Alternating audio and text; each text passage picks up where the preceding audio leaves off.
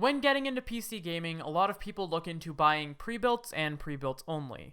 Pre-builts take less time than building one yourself, and when you get it, you just plug it in and play, which is a lot simpler than actually building a computer.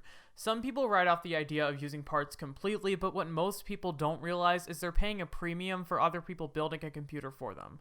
Hey guys, this is Nick, and in today's video, I wanted to see how cheap we could build a pre-built using a mix of used and new parts. Without further ado, let's get right into the video. So first off, we need a pre-built that we're going to be using for reference. So I chose the Asus G11CDWS51, which includes an i5 and a GTX 970 for $1,000 exactly. Today, we're going to be building this same computer for under $500 using parts.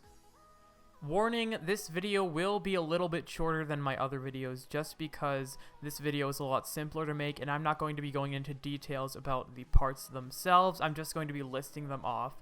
So if you were expecting a long video, I'm sorry, but that video just is not this one.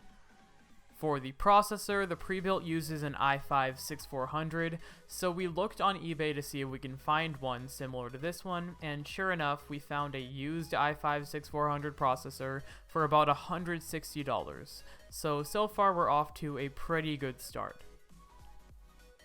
For the graphics card in this pre-built desktop is the GTX 970.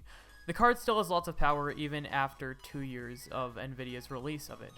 I was able to find the EVGA 970 on eBay for $155 used, bringing the total price so far to about $315. For the RAM in this pre-built is 8 GB of RAM, so I looked on eBay to see if I could find a single 8 GB stick, and sure enough I did. I found the Hynix 8 GB stick of RAM for about $37 on eBay, bringing the total price up to about $350. This is not the cheapest type of RAM, but it is what this computer came with. For the motherboard, we chose Gigabyte's GA H110M motherboard. This computer failed to list its motherboard as well as a few other components such as its power supply, so I had to give an estimate as to what I thought these parts would actually be. You can pick this motherboard up for about $50, bringing the price up to about $400. I know that some of you will argue that this motherboard is not the exact motherboard that this computer is using, but if I do not have a list of the actual parts and they only give me the RAM, graphics card, and processor, then I really can't do much about that. There are a lot of pre-builts that do this, and I think it sucks that they don't list all the parts in detail, but for right now, we're just lowballing it and estimating that this is the motherboard that this computer comes with. The hard drive is up next, and the hard drive on this computer is a 1TB hard drive. So I went on to Newegg and looked for a 1TB hard drive, and sure enough, we found a refurbished Seagate 1TB hard drive for about $40, bringing the cost of this PC up to $440, nearing the $500 mark, but we only have 2 parts left, and one of those parts is the power supply. For the power supply, it was another specification I had to estimate given the fact that it did not list the power supply this computer was using.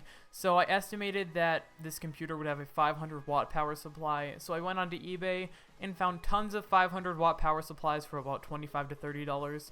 The one I went with was the CoolMax 500 watt power supply for about $30, bringing the build up to $470.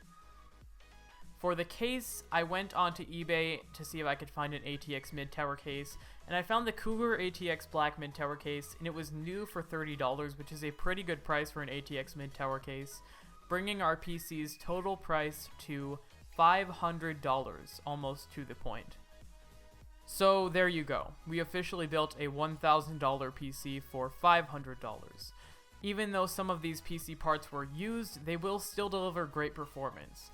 Some of you will argue this PC included a gaming keyboard and mouse, but even then you could go and add a keyboard and mouse for $50 or $60 and the price would still be about $400 lower. The point of this video isn't to debunk pre-builts. If you want to buy a pre-built PC, go for it. Some people don't have the time or skill to build a PC, and I think that's okay. I think it's okay to buy pre-builts. The point was to show you how much you could save by going with used and new parts. And I hope you guys all learned something from this video, as I definitely did. And for now, that's all from me. I hope you guys all enjoyed the video. If you did, leave a like. If you didn't, leave a dislike. I don't really care. Tell me if you guys want me to keep doing these videos in the future, because I definitely did enjoy and learn a lot from this video, from making this video. So please tell me if you want me to continue doing these in the future, because I will. And for now, that's all for me. I will see you guys all later. Bye, guys.